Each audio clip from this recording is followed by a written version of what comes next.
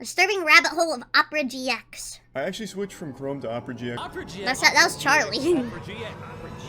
Opera GX, the Opera amazing GX. browser that took over the internet with its amazing features like It's because it's for built-in gamers. VPN, an ad blocker, and one of the fan For favorites, gamers. which is you being able to control your CPU and That is pretty RAM cool. while browsing on the extension. And this sounds amazing, but too good to be true, because Opera would later get exposed for harassing their customers for money, stealing data, and having sneaky experiments that would I hate Opera GX. I never got Opera GX. I'm like, that's just spyware. I don't know.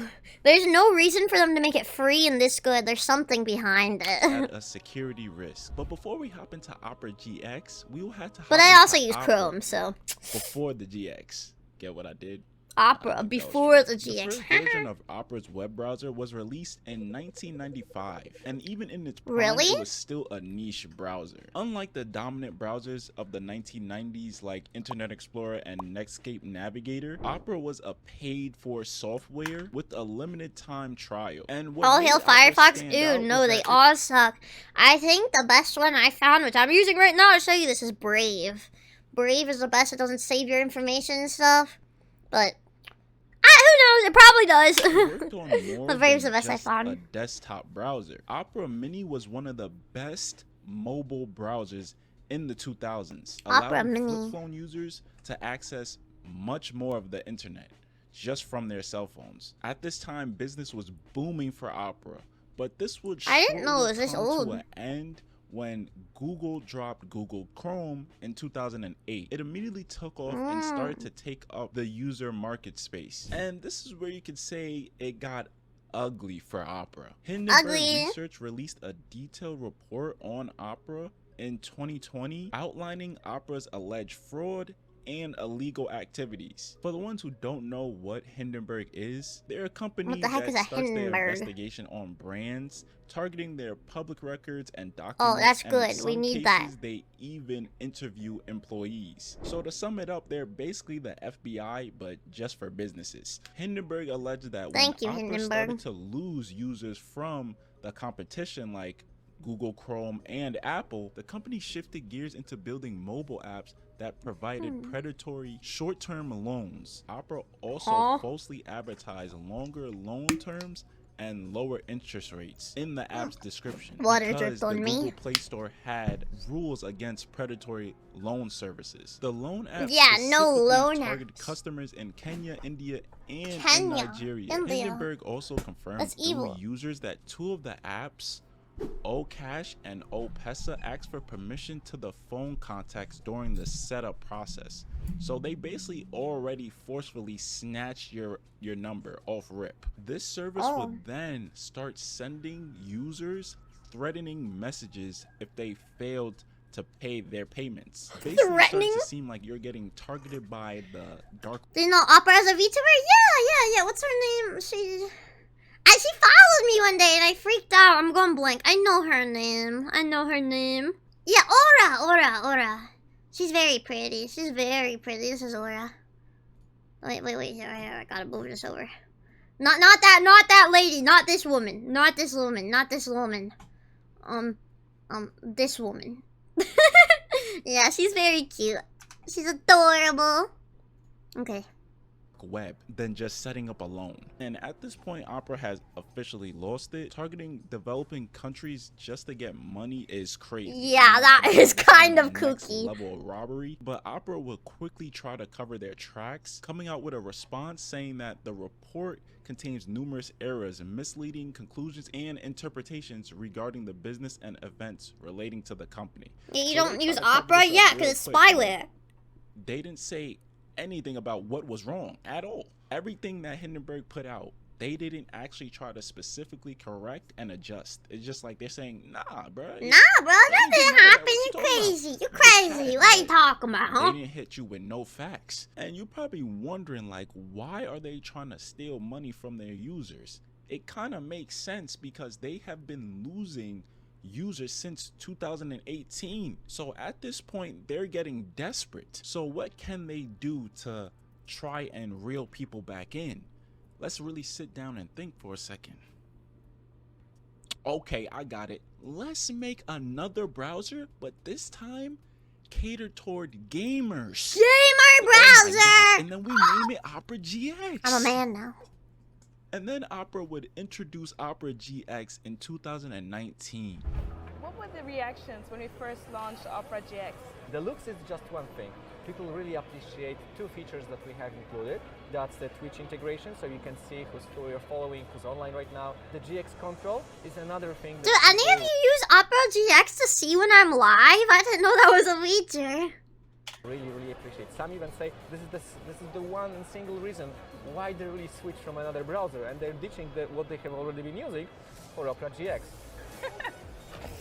Mind blown. Ain't nobody getting this excited for a browser. They need to hire a new actor. And they would spend a boatload of money on advertisements, collaborating with 5,300 influencers. That's a lot of influencers. I wonder where they got all that money from. Where, like, how did they pull this out? And there seems to be no problem with Opera GX at first. Don't get it wrong. Everyone is loving the browser with strong engagement from users, and they're also That's cringe though. Have you ever seen like the browsers fighting with each other? They're just doing to be like, oh look, we're quirky like the young kids. Look, we're fighting on Twitter. User spyware. It's so cringe. With it in different ways, like using it on Discord servers, through its meme page on Twitter, and Opera itself is staying very active, bringing themselves up at gaming inventions and trying to stay connected with the communities. And this surprisingly worked. It seems like Opera GX community managers are interesting what they do about their past. This made them gain 20 million active users, but soon people will start to become skeptical of Opera and its features. They also shank Aura a little bit. They give her very little support. What? So you hear allegedly? Well, that's messed up. The YouTuber Linus Tech Tips. Well, there was also the controversy when Aura did her debut that it was like, wasn't it like the most viewed debut on Twitch? But then it was like pretty much giving fake views because she was put on the homepage of Opera GX. So like everyone who was just using Opera would give her a view pretty much. I don't know. That feels a bit ick. I mean, I think it's fine to advertise on your platform. Oh, this VTuber is live. Like, we have this, and then you click it, and it brings it to it. That's fine. Most of the fan favorite features are sucky. He also stated how Sucky. Opera having a built-in VPN is great, but it should not be trusted because of Opera's recent past. It's like, finally someone's thinking. Like, if you really do some deep dive research into Opera's rabbit hole, you're not gonna trust these niggas.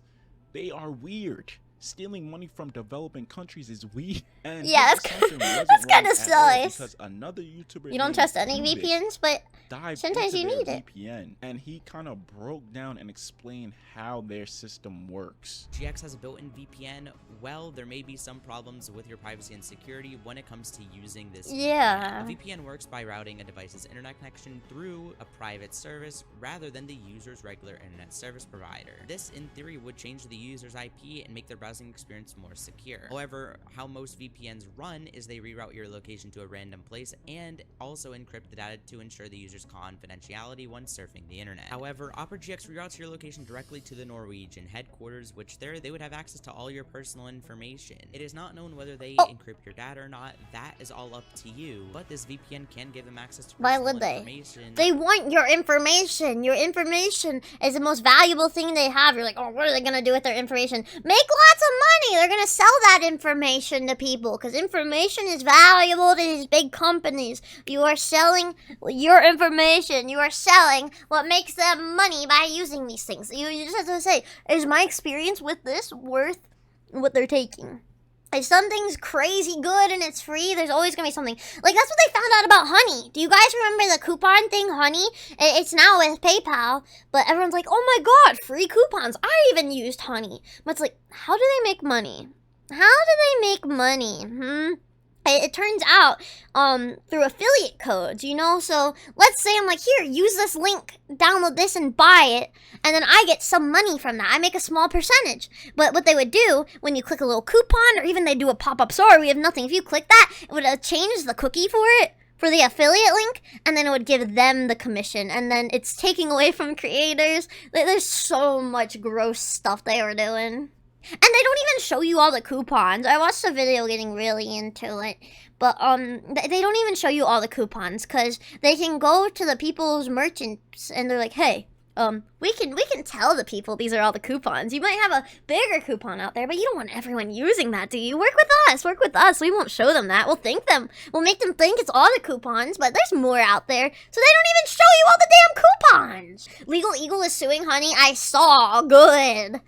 I wonder if they were like this, like, before they were bought out by PayPal. Is PayPal the evil one, or is Honey? Or both?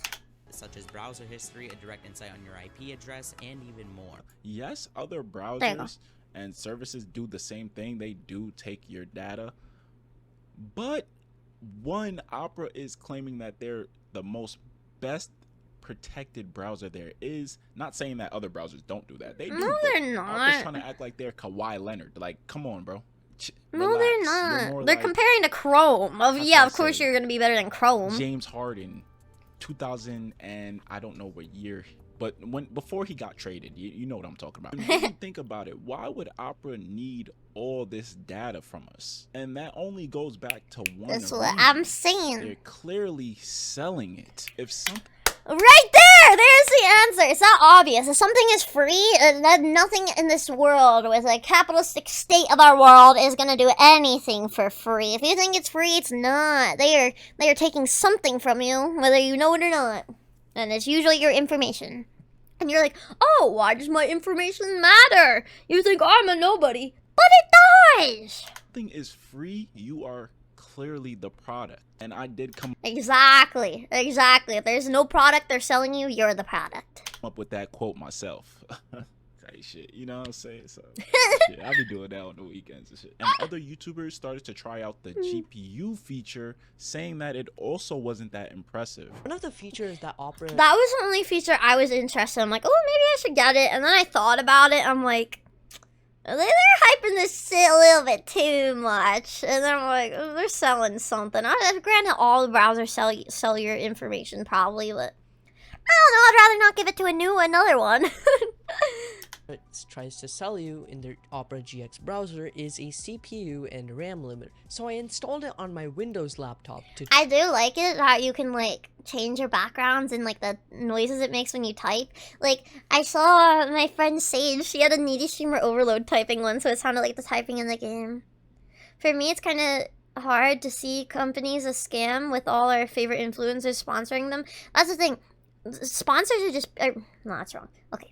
Let me start over. Influencers are just people. Whether they're evil and hiding it, they don't know. They know as much as the public knows. So like, oh, this cool browser, I can show this to my audience. They're not thinking much of it. I don't think it's an influencer spot fault. I think they're just misinformed. I'm stumbling over my words so much today. But yeah, don't always trust what an influencer says, because ultimately they are saying what they're saying because they're getting paid. Well, some of them agree with what they're selling. Some of them don't. They just want money. But typically when I do sponsors, I try to get cool stuff. I try to get cool games and stuff or food.